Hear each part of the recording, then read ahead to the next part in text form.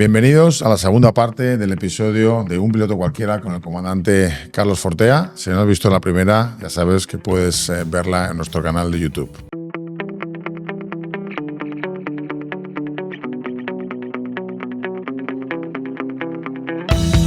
Creo que todos queremos al final, o muchos de nosotros, nos apetece volar aviones más sofisticados o más pesados. Y yo lo que me di cuenta es que al final, cuanto más pesado fuese el avión, más oportunidades me abría en el mercado ese tonelaje. Entonces, cuanto más pesado la compañía, cuanto más pesado fuese el avión que la compañía trajese, me convenía, ¿no? Dije, trae el 1000, trae el 2000, trae el 3000, como se llame, ¿no? Pero en definitiva, al final volé muy poquito el CRJ-1000 porque en ese momento ya estaba en el proceso de abandonar este proyecto, que fue maravilloso y duró prácticamente como unos 7 años. 7 años y abandonaste ese proyecto y fue un quiebre o un cambio bastante fuerte, ¿no? Porque no solamente cambiaste de empresa, cambiaste de país, cambiaste de continente.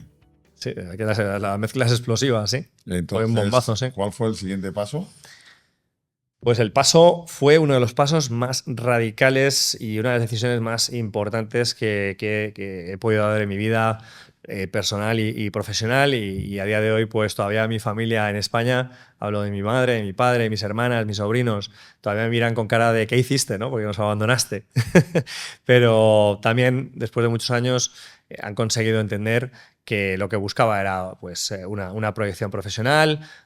Buscaba cumplir sueños y he recibido un apoyo maravilloso por parte de ellos. Y como tú bien has dicho, Carlos, cambié de continente, cambié de aerolínea.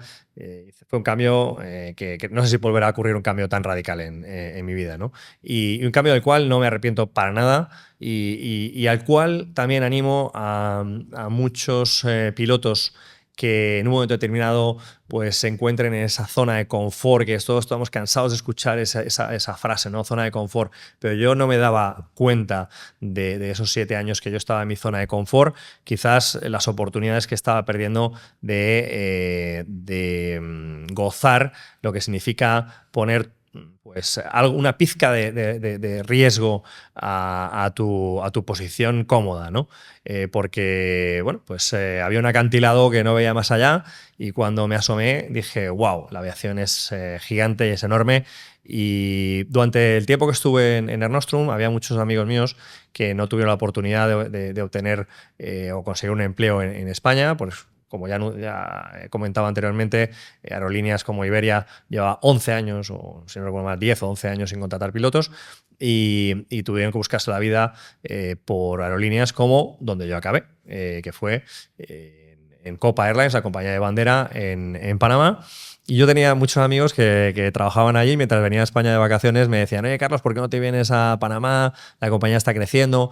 Tengo que decir que, por ejemplo, la posibilidad de promoción me refiero a ascender como capitán en España, era muy lenta. Me refiero lenta comparado con los parámetros que yo he visto a gente promocionarse en mi carrera, ¿no? O sea, para mí, una suelta como capitán en una aerolínea grande con 60, 70 aviones, que uno se suelte con 3 años, para mí es una suelta rápida. Esto a lo mejor hay gente que discrepa, pero ya las medias se estaban yendo a 10 años, a 15 y a 15 o a 20 años, ¿no? Aprovechamos para compartir que bueno, ya tuvimos aquí un invitado, el comandante Fernando Miragaya, que comentaba que él, si no recuerdo mal, estuvo 19 años de primer oficial en Iberia.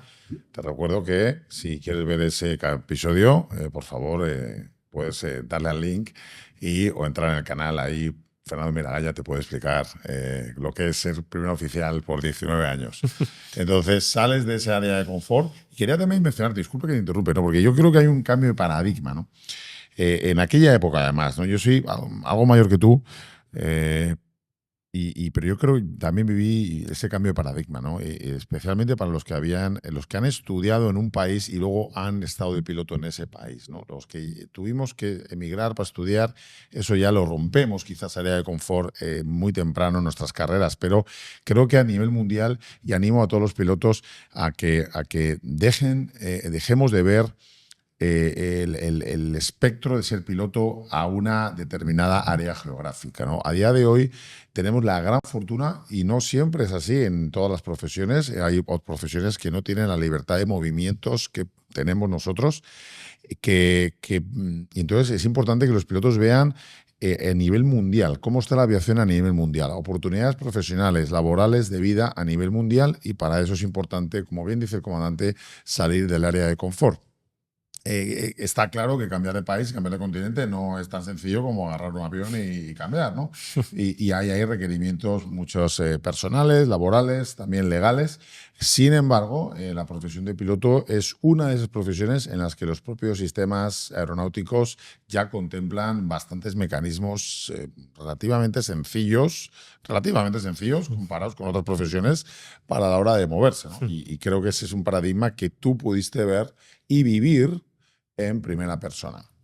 Sí, además, al hilo de lo que comentabas, me di cuenta que era un privilegio que cuando uno en su puesto de trabajo actual no se encuentra cómodo, tenga un mercado tan descomunal abierto, ¿no? Que digas, es que puedo buscar un trabajo en Indonesia, puedo buscar un trabajo en Panamá, puedo buscar un trabajo en Europa. O sea, de repente dices, oye, el abanico es descomunal, pero claro, el sacrificio también es de ese calibre, ¿no?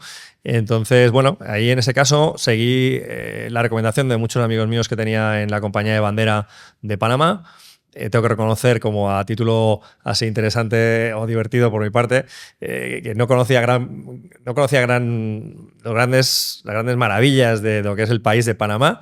Lo que sí que buscaba era la gran oferta que el país ofrecía, con una posibilidad de crecimiento como profesional y la posibilidad de volar, el privilegio de volar un 737, que en ese momento pues, era la flota que tenía la aerolínea. 737, nueva generación NG, ¿no? NG, y el 700 creo que tenía también, y el Embraer 190. Correcto. Exacto. Tú volaste el 737 NG. Exacto. 700 y 800. Exacto. Entonces, en ese momento sí que es cierto que, bueno, pues pedí una excedencia en mi compañía, en la compañía en España, pedí una excedencia de 5 años, y que era pues el acuerdo que teníamos con el sindicato, y me aventuré a pues una de las experiencias más bonitas que he podido vivir en mi vida, que fue pues cambiar de volar un avión canadiense, ¿no? Bombardier, a entrar en el mundo Boeing. En este caso, pues Copa me dio esa oportunidad. Es una compañía que yo estaré eternamente agradecido. Yo también les di a ellos mucho, ¿no? Pero ellos a mí me dieron una oportunidad muy bonita, y la experiencia de vivir en Panamá también fue un trato justo, ¿no? Fue un trato justo, efectivamente. Y además tenían un acuerdo muy interesante en la compañía, ¿no? Porque no tenía ni un periodo mínimo que estar en la compañía, no tenía la obligación de estar en la compañía ni 3 meses, ¿no? Y yo podía decidir cuánto tiempo estar. Entonces ingresé en la compañía, fue una experiencia muy bonita porque volé el 737 por primera vez. Me acuerdo además durante el tiempo de instrucción, una instrucción impecable, de verdad, por parte del departamento de instrucción de los capitanes panameños. Aprendí muchísimo del avión, creo que nunca había aprendido tanto de un avión como cuando llegué a Panamá, y además me impresionó mucho las dimensiones de la aerolínea, ¿no? Porque yo en España, en el momento que abandoné España, yo no sé si Iberia tenía por aquel entonces 70, 80 aviones, no lo sé, y en ese entonces el crecimiento descomunal que tenía Copa me llevó a ver una aerolínea en Centroamérica con, creo que eran 100 y pico 737, ¿no? No sé si a lo mejor tanto, pero próximos a Pues, entraste 80 y tantos, pero también es verdad que proporcionalmente al tamaño del país es una compañía gigantesca, ¿no? Estamos hablando de un país, por decirnos básicamente 4 millones, una compañía ahora mismo a día de hoy de más de 100 aviones, cuando hay, en fin, el tamaño comparativo es muy grande, y entiendo lo que dices, y más una compañía muy dinámica. para mí fue una experiencia muy bonita.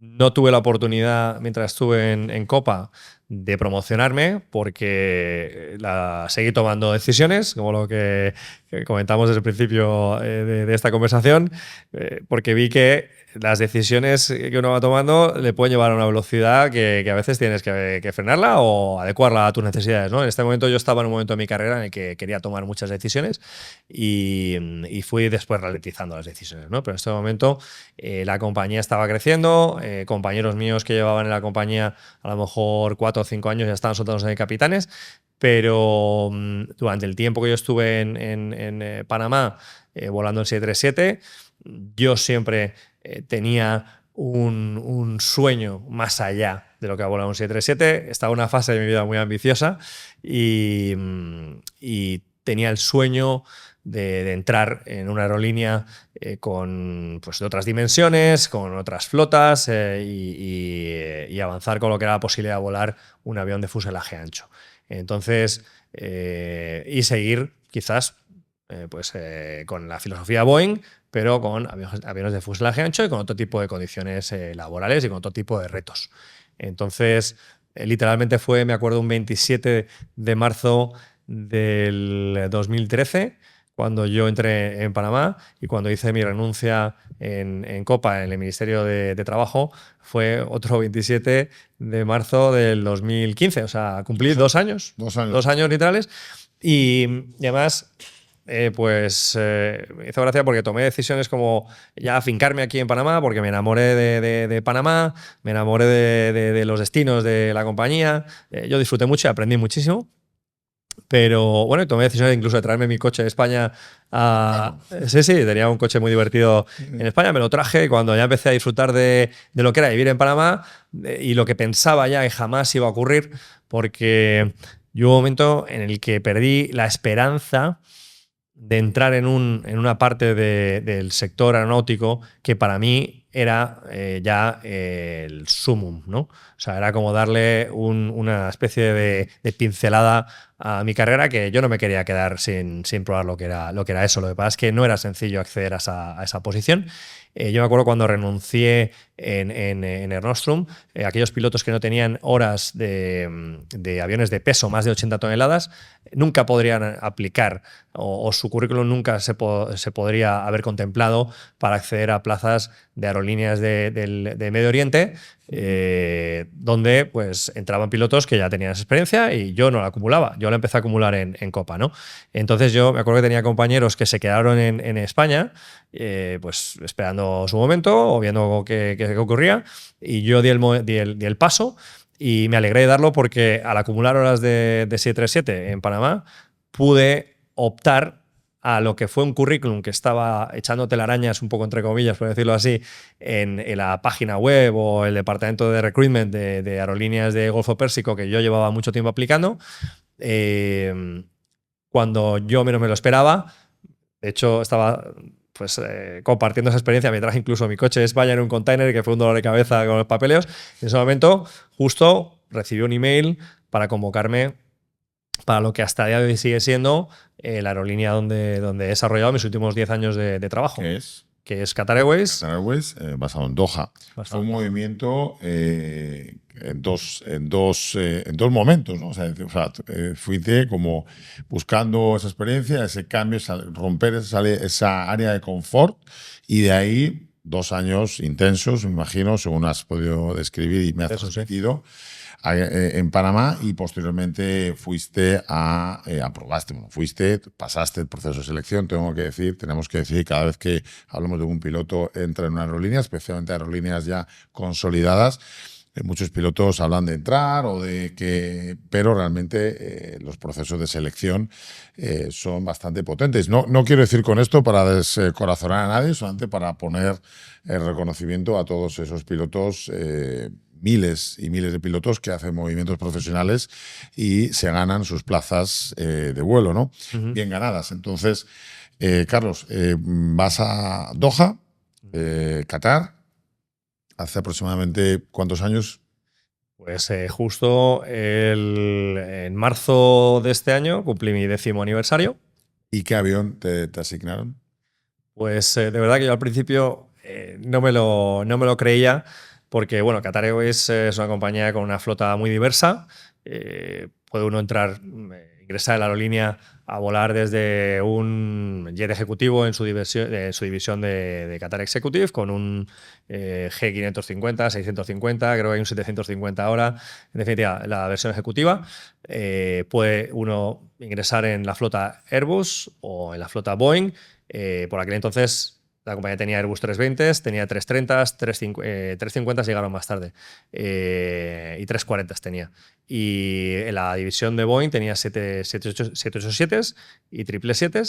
Y yo en ese momento, con mis 1.500 horas de 737NG, el contrato de trabajo que me ofrecieron fue para volar un 777, que pues hasta el día de hoy pues era uno de los aviones de fuselaje ancho de referencia, ¿no? de referencia, ¿no? Y yo me acuerdo cuando vi el contrato y ponía en la parte superior los términos y venía 777, yo digo, bueno, pues me habrán puesto 777, pues, y después ya me especificarán ahí cuál será. No creo que vaya yo a volar un 777 con la experiencia que tengo, porque al final uno nunca se cree que vaya a volar los aviones que siempre ha soñado volar, ¿no? Era un sueño hecho realidad. Desde luego, desde luego. O sea, es que además me ha costado años creerme que estaba ahí, ¿no? Porque para mí, pues fue un sueño que me emociona pensar todo lo que ha significado y todo lo que he sacrificado por alcanzarlo y lo que cuesta mantenerlo. De acuerdo. Quiero nada más contextualizar. Entraste de primer oficial, ¿no? Sí. A un avión de referencia como el 777 y me ha gustado mucho lo que estás diciendo porque tenemos que hacer referencia al gran precio que se paga en lo personal, en esfuerzo, muchas noches, no solo de estudio. Volar un avión requiere, especialmente cuando estamos hablando de la experiencia de la que está hablando el comandante, requiere de un gran compromiso personal con la profesión. Un gran compromiso para aquellos pilotos que tienen familia, no me dejarán mentir, e incluso de toda la familia. Así que efectivamente quiero resaltar ese precio, quiero decir, no sé si precio o ¿por qué no decirlo? Ese precio personal que se paga, aunque realmente es por hacer algo que nos apasiona y es algo con unas recompensas enormes, ¿no? Cuéntanos cómo fue ese cambio, por el cambio cultural de volar en una empresa como Air Nostrum, en la que prácticamente el 100% de los pilotos era español. Bueno, pasaste, digamos, a un ambiente un poquito más variado, pero aún así, una empresa como Copa, podría haber algunos pilotos de estadounidenses, pero la inmensa mayoría eran pilotos, bueno, hispanohablantes, brasileños también, pero prefiero bastante, todavía había bastante homogeneidad cultural, vamos a decir. Viene un cambio grande cultural en la que una empresa como Qatar Airways tiene pilotos todo el mundo, literalmente. Cuéntanos esa parte, si no puedes, o cómo viviste esa parte de cambio cultural. Pues sí que es cierto que como ya había hecho una transición entre lo que es España y Panamá, que tenemos culturas muy similares, pero ya hay diferencias. Y ya uno aprende a también pues, observar un poquito más dónde se está moviendo y ser un poquito más cauteloso, más respetuoso, aunque uno puede ser respetuoso desde la base de su educación, ¿no? Pero sí que es cierto que uno aprende a observar más y a bajar pues esos egos que quizás uno tiene cuando siente que está en la zona más protegida, ¿no? Cuando yo me mudé a Qatar, lo que sí que es cierto que había escuchado muchos bulos de lo que significaba la cultura musulmana. Y de verdad que para mí no ha sido absolutamente nada complicado adecuarme. ¿Por qué? Pues porque al final te das cuenta que es un país en el que mientras tú respetes su cultura, ellos te respetan la tuya. Así que hay tolerancia absoluta, tú te dedicas a tu trabajo, ellos te ofrecen un contrato muy interesante, tú ofreces tus energías, tu pasión y ellos te la valoran muy bien. Obviamente nada es gratis en la vida, son aerolíneas donde se exige mucho y donde hay que dedicarle mucho tiempo a la instrucción, hay que estar updated, pero lo que significa adaptarse al país, a su cultura, Voy a poner un ejemplo. Pues ellos rezan 5 veces al día. A mí nadie me obliga a rezar si yo no quiero. Y ellos saben que tienen pues, su comunidad cristiana. Para mí eso quizás no es que invite a todo el mundo a que vaya, te tiene que gustar aquello y tienes que sentirte motivado, pero que si tú como cristiano quieres ir a trabajar a países del Middle East, no vas a sentir que tu cultura está siendo pues infravalorada o que tú... Es decir, yo me he adaptado muy bien porque además es un país que ha crecido mucho, tuvo el Mundial hace un par de años atrás y el país se ha modernizado mucho, ofrece oportunidades de ocio para que no te aburras ni un minuto ni medio. Me acuerdo un amigo mío cuando llegué a la compañía me dijo, Carlos, además de volar un 777 y disfrutarlo, vas a tener tiempo de hacer cosas maravillosas en este país, ¿no? O sea, si te gusta el tenis, es decir, sí, es un país que estamos en el desierto, pero hay una cantidad descomunal de infraestructura que te va a sorprender, la cantidad de, por ejemplo, de pistas de tenis cubiertas en las que puedes jugar al tenis todo el tiempo libre que quieras. Te puedes convertir en un pianista profesional en tu tiempo libre. O sea, no me ha faltado de nada. No me ha faltado actividades, ¿no? Pero claro, me hablas de la relación a la empresa en el país, pero nos queremos también focalizar con otros pilotos, porque hablamos de que es una aerolínea que recibe no sé cuántas nacionalidades deben tener representadas en sus listas de pilotos, pero seguramente muchas más de 100 nacionalidades. Entonces, sí, puedes volar un día con un capitán nigeriano y al día siguiente con un canadiense, con un francés o un singapurense, ¿no?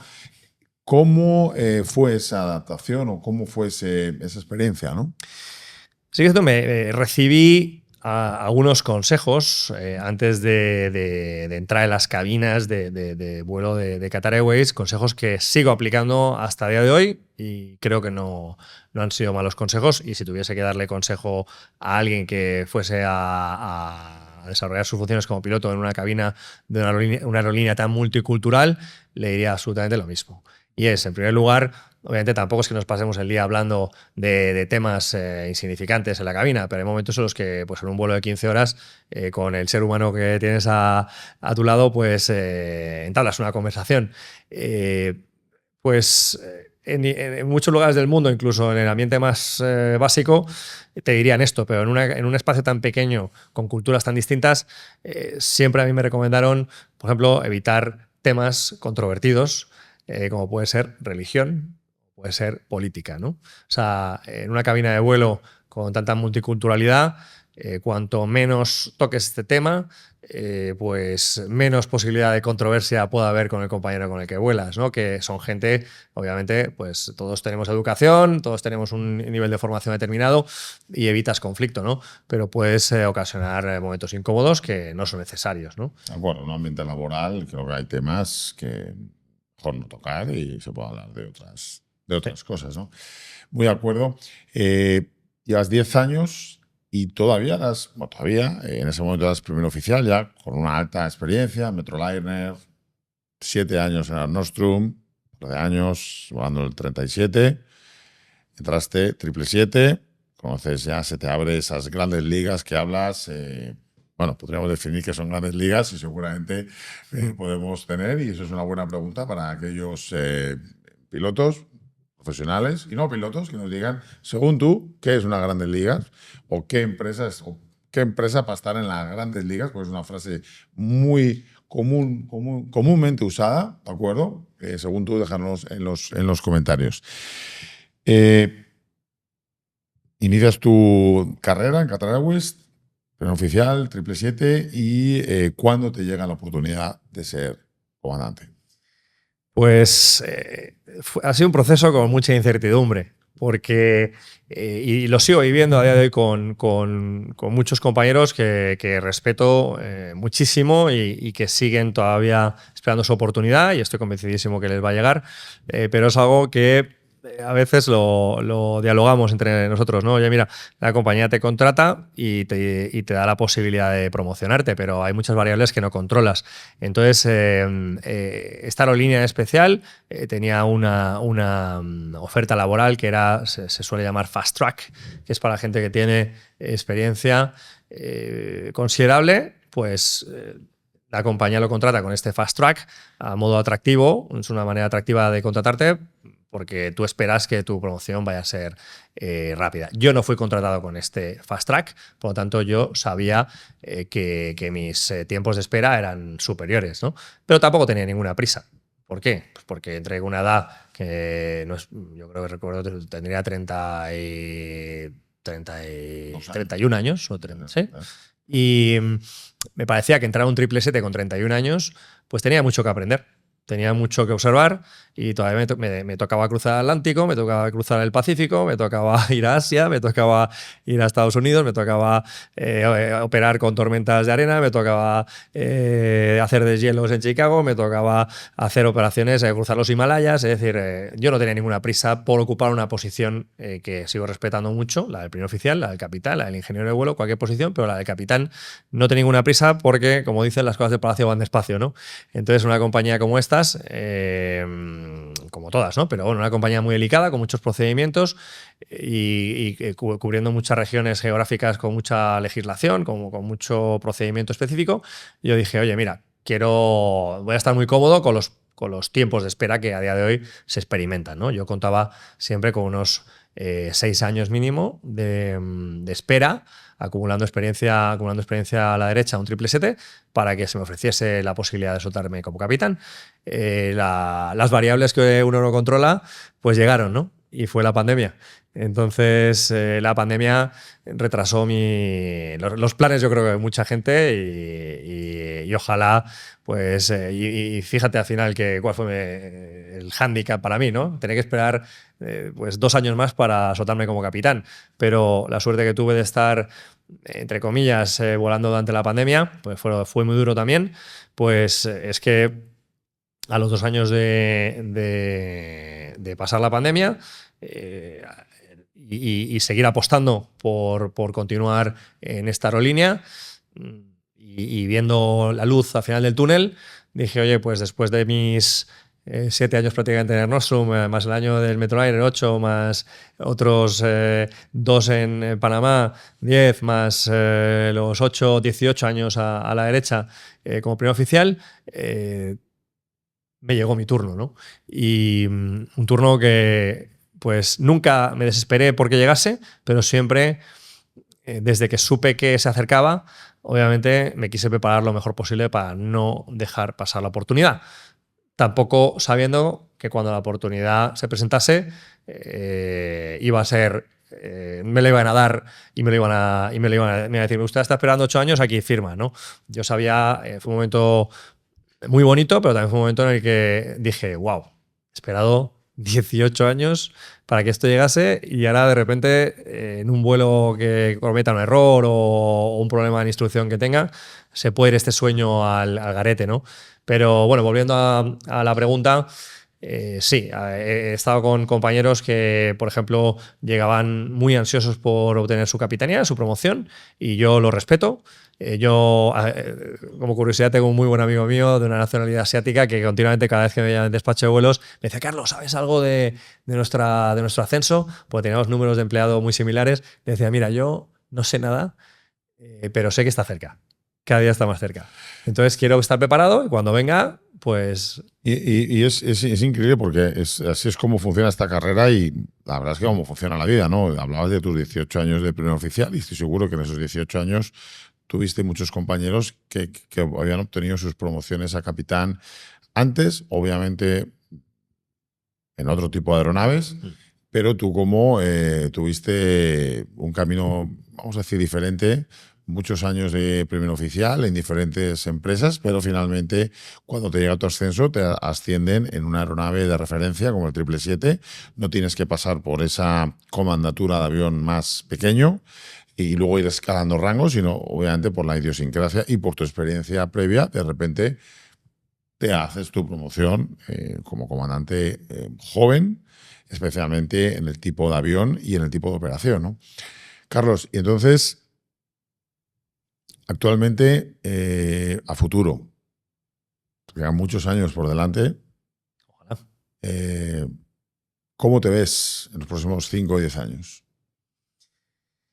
Bueno, pues es inevitable proyectarse uno mismo y sobre todo yo creo que a los pilotos nos gusta planificar, ¿no? Y tengo un muy buen amigo, que lo tengo cerca, que un día me dio un sabio consejo y es pues no planificar tan a largo plazo porque a veces uno se puede llegar a decepcionar, ¿no? Porque las cosas cambian mucho y muy rápido, ¿no? Entonces yo era de los que planificaba antes a lo mejor a 10 años vista. Y a día de hoy me dices 5 y casi como ya es muy largo para mí, ¿no? O sea, yo te podría decir cómo me veo quizás en pues, la mitad de ese tiempo que me has dicho, ¿no? 5 años, vamos a Vea, dejar en 5 años. 5 años. Bueno, pues me ha llamado mucho la atención porque los pilotos a veces, o yo no sé si son los pilotos, pero como es lo que más conozco a día de hoy en estos años de carrera, me da cuenta que a veces somos un poquito inconformistas, ¿no?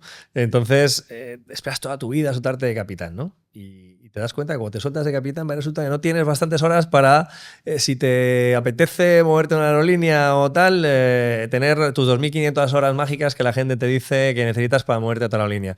Entonces, vuelvo a basarme en proyectos o objetivos, ¿no? Entonces, en este caso, mi objetivo es seguir acumulando mis horas de capitán a la izquierda, no porque tenga intención de moverme de aerolínea, sino porque quiero tener la comodidad de alcanzar esa experiencia por si la necesito, por si necesito utilizarla, pues hacer uso de ella. Y eso pues me lleva a quizás 1 año y medio más de esos 5 años de los que hablamos, que todavía me quedan 3 años y medio más para contestarte, ¿no? Entonces, después de ese tiempo, yo por ahora nunca he estado involucrado en instrucción. Hay muchos compañeros que me han hablado que la capitanía tiene un honeymoon. Y yo nunca había escuchado eso y es como que te dura 2 años y bueno, yo pues, no sé si eso me llegará a ese honeymoon tan pronto, yo lo sigo disfrutando muchísimo, pero sí que es cierto que pues ya la experiencia que tengo, que será mejor o peor o menor o mayor comparado con otros compañeros, pero sí que es cierto que con humildad ya veo que pues quizás parte de mi experiencia podría ser compartida con perfiles similares a lo que yo he sido hace unos años atrás, ¿no? ¿Prefieres meterte Entonces, por ejemplo, la instrucción sería un reto que a lo mejor me gustaría probar, pero por ahora seguir acumulando experiencia como capitán de línea raso, si queremos llamarlo de esta manera, no me importaría porque pues estoy aprendiendo todavía mucho y estoy gozándolo mucho, ¿no? De acuerdo. Bueno, Carlos, yo creo que estás entrando en un momento también crítico, crítico no, muy, muy bonito de la carrera y como bien mencionas, ¿no? Creo que los pilotos tenemos ese sentido de inconformismo en todo momento y creo que es algo que nos hace fuertes también.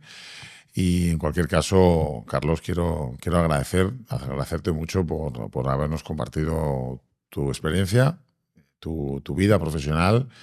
La verdad es que transmites un entusiasmo y unas ganas y un gusto por esta profesión. La verdad es que transmites vocación, ¿no? Y es importante mantener ese entusiasmo de esta profesión que es tan hermosa. Me quedo con algo que dices, que este mundo de la aviación es enorme y la verdad es que uno nunca va a poder tener suficiente tiempo para hacer de todo. Es importante ir eligiendo y quiero agradecerte por habernos compartido en este canal de Un Piloto Cualquiera y desearte mucha suerte en tus vuelos, que sigas haciéndolo como lo estás haciendo, que puedas conseguir tus objetivos y yo te invito a que consideres, como estás haciendo, la opción de instrucción de un vuelo. Así que muchas gracias, el comandante Carlos Fortea. Nada, muchas gracias a vosotros por darme la oportunidad y pues bueno, invitar a todos los futuros candidatos o apasionados a esta profesión que pues que si lo principal para mí que me gustaría transmitir también desde mi humilde posición que me ha costado mucho ir avanzando es que esto es una carrera de fondo y quien realmente se sienta apasionado que no se rinda porque las oportunidades, si uno insiste, llegan y es una profesión que te da mucho después del sacrificio que tú le pones sobre la mesa, ¿no? Comandante, la verdad es que con esas palabras mejor cierre no puede haber. Muchas gracias por seguirnos, muchas gracias por sus palabras, comandante. Un saludo y nos vemos pronto. Saludos.